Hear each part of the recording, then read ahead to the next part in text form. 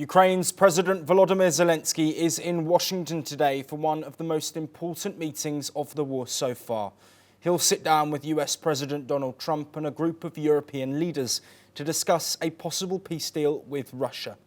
The stakes are high. Trump has signalled that he wants a swift end to the conflict, even suggesting Ukraine could stop the war immediately if it agrees to Moscow's terms. But those terms, including giving up more territory in the east, are unacceptable to Kyiv. Zelensky has made it clear that any settlement must start from the current front lines, not from Russia's demands.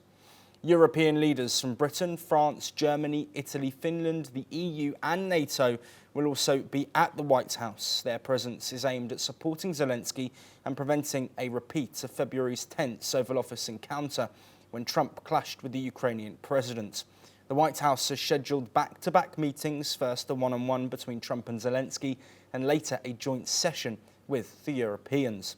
For Zelensky, the challenge is not just Moscow, but also Washington. Trump, after meeting Vladimir Putin in Alaska last week, shifted his stance. He's now leaning towards Russia's preference for negotiating a full peace deal while fighting continues, rather than first pushing for a ceasefire. That has raised fears in Kyiv and across Europe that Trump could pressure Ukraine into a deal that does favour Moscow. Still, Zelensky struck a hopeful tone on arrival, saying he trusts in American and European strength to compel Russia to end the war. European leaders held a strategy call with him ahead of today's talks to ensure a united front.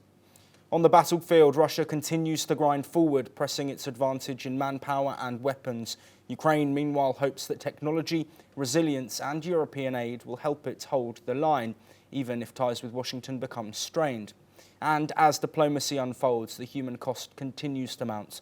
Overnight, a Russian airstrike on Kharkiv killed 3 people, including a 2-year-old boy, and injured 17 others. It's a stark reminder that while leaders meet in Washington, civilians are still paying the price of this war every day. For all of the updates on the Russia-Ukraine conflict and the rest of the latest news from across the world, stay tuned here on NewsX World.